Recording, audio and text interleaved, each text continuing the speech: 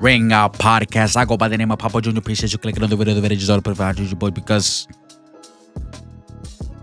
1994 WWF I've heard is one of the worst years in WWF history.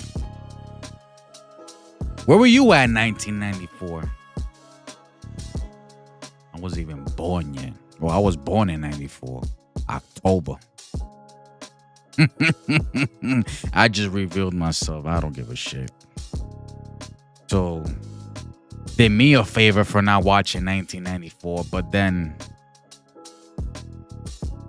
I watched the Attitude Era, but I was a freaking kid. I didn't understand. I just saw cool things, cool people doing cool stuff, and that's it. But 1994, man, let's go back the Wayback Machine, time machine, whatever. Let's go way back. And why WWF 1994 was awful. Appreciate you clicking on the video. How you boy, Papa Junior. Let's get it, y'all. Let's get it. Can we get it? Like, come on. Hello. It's 1994. There aren't enough main Stunned by event heels, wrestling, man. and the fans are losing interest. Here's everything that went wrong that year in the World Wrestling Federation. Ashton Booger. I've heard of him. Things got off to a confusing start at the Royal Rumble, not because of a surprise return or a shocking elimination, but because the match didn't even have a real winner. Bret Hart and Lex Luger were the final two men, and they went over the top rope together and hit the floor at almost exactly the same time. So yeah, the referees at ringside couldn't decide who'd won, so the decision was made to just declare them co-winners. Really, they should have had Bret win this. The crowd wanted him to win, and they just didn't care about Luger. Audible. You gotta go with an audible. That happened. What the fans are saying, Bret. I go with Bret. But you can see who they were behind. Luger. But because Luger was supposed to be their next Hulk Hogan, since Hogan wasn't there anymore. Vince McMahon still hadn't given up on making Luger the new Hulk Hogan. Exactly. And truth be told, he didn't really trust Bret as the top guy in the company. Looking back now, it's so clear that Luger was a bad choice. He was a total charisma vacuum compared to the Hulkster, and that had been obvious since the start of 1993. The Undertaker faced Yokozuna in a casket match for the WWF title. This was an absolute mess, as a parade of heels stormed the ring to help Yoko beat the dead man. And it was very sad to see that not a single babyface showed up to help The Undertaker, not even all-round good guy Sparky Plug, for goodness sake. Then the arena went dark and The Undertaker's aura rose up from the casket, where he cut a promo before ascending into the rafters. It was meant to be dramatic, but it looked pretty ridiculous. In reality, this was to give The Undertaker 6 months off work, but he'd be back in time for the summer. Fake WWF president Jack Tunney announced that both Bret and Luger were... R.I.P. Howard Finkel, man. He was in my childhood, growing up watching wrestling, but all you have to do is listen to his voice. Announcing wrestlers, bro. The best. The best of the best. I'm sorry. officially recognised as co-winners of the Royal Rumble match. It was decided that they'd flip a coin to decide who'd get a title match first at WrestleMania, with the other person getting a shot against the winner of that match. Now, if wrestling was real, there is no way that this is how it would have gone down. A number one contenders match between them, either before or at WrestleMania, would have made far more sense. But apart from the weird booking in the main event storyline, WrestleMania 10 was a very good show. It was certainly 10 times better than the year before. Bret faced his brother Owen in what is still one of the greatest opening matches in WrestleMania history. And of course, there's that incredible ladder match for the Intercontinental title between Razor Ramon and Shawn Michaels. These are still two of my favourite ever WrestleMania matches. So you see what's stunned by wrestling, you know, he lived it, man. He lived through those days. But we're not here to talk about the good stuff that happened in 1994. So let's talk about You should, but I see. the WWF title. It was decided that Luger would get the first title shot against Yokozuna, which he lost via disqualification. Luger knocked out Yokozuna and went for the pin, but Mr. Perfect, who was the referee, refused to count. Then he disqualified Luger for shoving him earlier in the match. People paying that much money to go to a big event like this, like WrestleMania, and this is the type of shit you show? Fucking A. This was meant to protect Luger and keep him strong without him getting pinned or putting the belt on him. But what was the point? Vince really should have moved on from him by now. Although, to be fair, there was a lack of main event level baby faces at the time, especially with The Undertaker being out. But boy, the Lex Express really had run out of steam here. Vince did make the right decision in having Brett beat Yoko for the title in the main event, but as we'd see later in the year, it wasn't exactly a show of full confidence. The King of the Ring pay-per-view in 1994 was not a very good show at all. The only bright spot. I was gonna say King Mabel, but that was 95. I don't know 94. Was it Owen? Let's see. Was Owen winning the tournament. He beat Tatanka, There you go. the 1-2-3 Kid, and Razor Ramon in the best matches of the night, and it really felt like Owen was going to become a wrestler on the same level as his brother in the WWF. It's a real shame that that never happened. So Owen was the good part of the show, and Art Donovan was the bad. This guy almost managed to ruin the entire show with his terrible commentary. He was an NFL Hall of Famer who had zero knowledge of wrestling, and he brainlessly went on all night while the fans at home slowly started to lose the will to live. Thankfully, they didn't ask Art to come back for SummerSlam. The show ended with an atrocious match between Roddy Piper and Jerry Lawler. You'll also notice on the show that the WWF title match wasn't the main event. What show was this? Oh, King of the Ring show. Thurman Plug defeated Quang with Harvey Whippleman. Razor Ramon defeated Bam Bam Bigelow with Luna Vachon. I think it's Vachon. Erwin R. Skyster defeated Mabel with Oscar. Owen Hart defeated Tantaka. 1-2-3 Kid. X-Pac defeated Jeff Jarrett. Diesel with Shawn Michaels defeated Bret Hart, champion, with Jim Neidhart by disqualification. That was for the WWE Championship. King of the Ring. DQ. Razor Ramon defeated Erwin. This dude had 2 matches. Oh, it's a King of the Ring sim. I'm an idiot. I'm sorry, y'all. I was looking at the matches, but I didn't look at the stipulations. Okay. Owen Hart defeated 1-2-3 Kid. The Head Shrinkers, Samu and Fatu, champion, with Afa, and Lou Albano defeated Yokozuna and Crush with Mr. Fuji and Jim Cornette. Owen Hart defeating Razor Ramon, become King of the Ring. Roddy Piper defeated Jerry Lawler singles match. Look at the time. 22 minutes. King of the Ring, 8, 5, 8, 4, 5, 3. The finals was only 6 minutes and 35 seconds. Wow. And Roddy Piper, Jerry Lawler got 12 minutes. Diesel versus Brett. 3 minutes for the 1-2-3 Kid. Well, it was 94, but still, come on. This is a semifinal match, bro. Was literally the mid-card match. And the trend And a 22-minute match for the world championship, for the WWF championship, just for a DQ. Come on, bro. not having Brett in the main event, despite being the WWF champion, continued at SummerSlam, where he faced Owen in a steel cage on the undercard. That match was fantastic, just like you'd expect, and it totally stole the show, so it's crazy to think that Vince still didn't fully have faith in Bret to lead the company. But nonetheless, we got Undertaker versus Underfaker as the main event of SummerSlam 1994. When The Undertaker was ready to return from his absence, there were no credible heels for him to face, so the WWF just decided to clone him instead.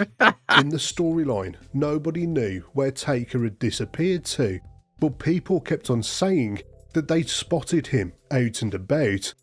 These skits were atrocious, by the way. They were all incredibly cheesy, and I have no idea where they found these people from, whether they were actors or... Whoa, hold on, my bad, yeah, what was that about? Saying that they'd spotted him out and about. These skits were fucking atrocious, by the way. They were all incredibly cheesy, and I have no idea where they found these people from, whether they were actors or real people. I mean, if they were actors, then quite frankly, get another job. Goodness me.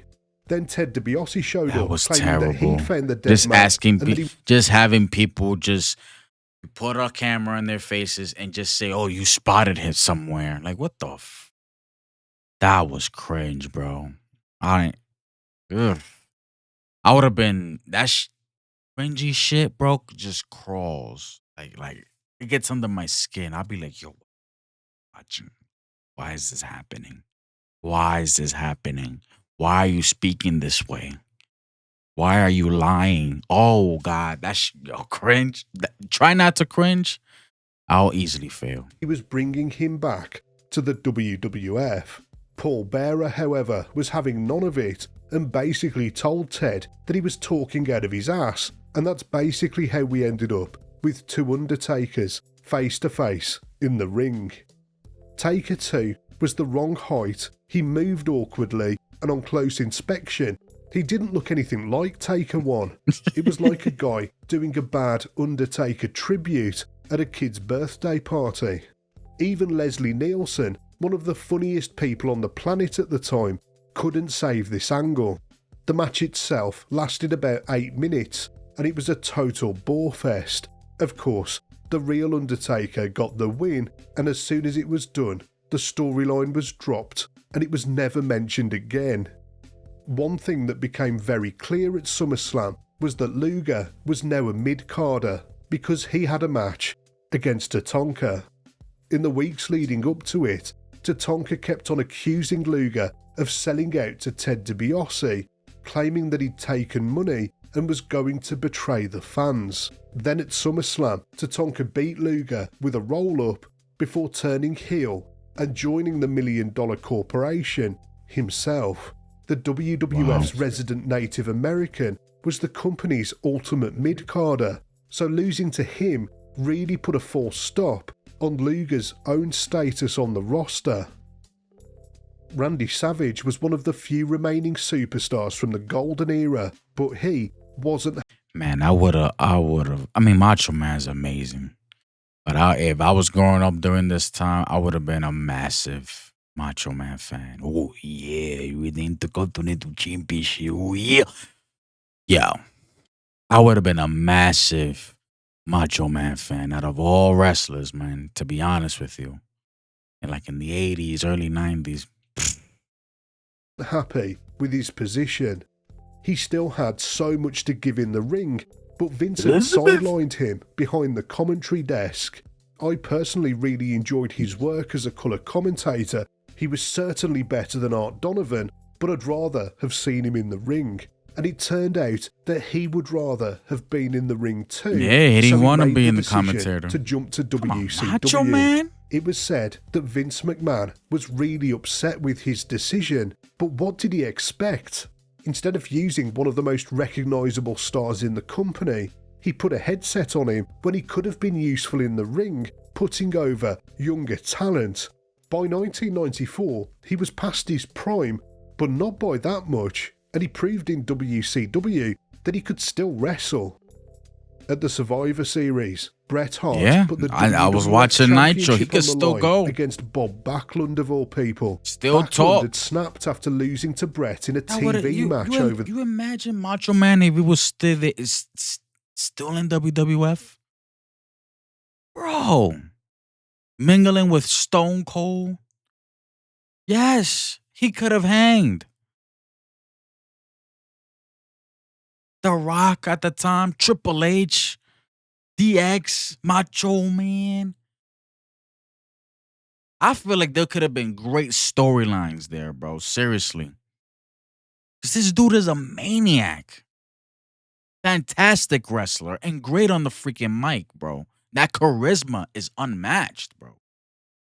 There will never be a Macho Man. Yeah. Type shit, you know? The summer, locking him in the crossface chicken wing and Black refusing to let machismo go. wasn't enough, From man. there, he spiraled into a heel character, ranting about morality and threatening to take back the title. Nah, but shout out to Black Machismo. I enjoy Black Machismo, bro. Jay Lethal was fucking great. He claimed he'd never truly lost. I was a back kid in at the the 80s. time. It all Just watching felt Black completely Machismo, out man. of I step enjoy Black with Machismo. everything the but new generation Macho Man. was supposed to represent. But maybe that was the point. Anyhow, Backlund got his title shot, and even worse, he won. Owen Hart tricked their mom to throw in the towel at ringside, and that meant that Bobby Boy walked away with the belt. Fans couldn't believe what they'd just seen, and not in a good way. It felt utterly absurd, like the company had completely lost the plot. But just a few days later, the real plan became clear. He was just a shortcut, a middleman, a way to get the belt off Bret and onto Diesel without Diesel having to beat another babyface. If the WWF had spent 1994 building up real, credible heels, they wouldn't have had to hotshot the likes of Backlund or a fake Undertaker into the main events of their pay-per-views. No wonder You had so many fake Undertaker main eventing pay-per-views, bro. What the fuck? Oh my. I'm sorry, YouTube. But I'm just expressing my feelings after what I just heard. Shaking my head. fans were switching off by the end of the year.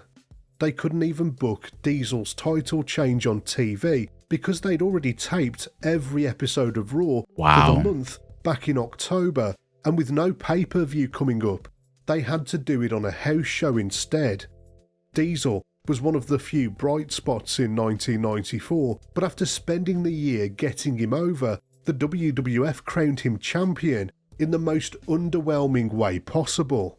Damn. But of course, 1995 would be the Macho Man Shawn Michaels, HBK at the time. Oh my gosh, bro.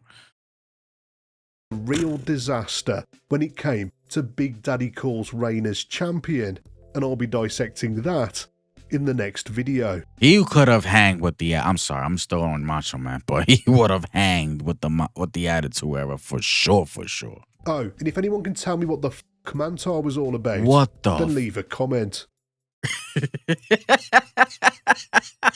I know who Mantar is, but what?